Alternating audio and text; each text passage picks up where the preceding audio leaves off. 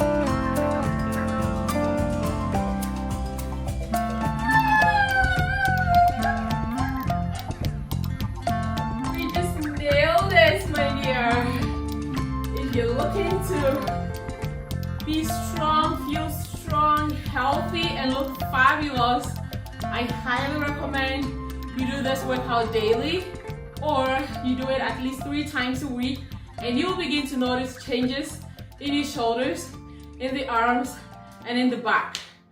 Join me on this journey and I will help you, I will serve you, and that dream body, that dream health you're looking for, we can achieve together. Keep in mind, we have to stick together. Remember to subscribe, like, and share. I will see you in the next one. Until then, be blessed and be rich in your health. Bye.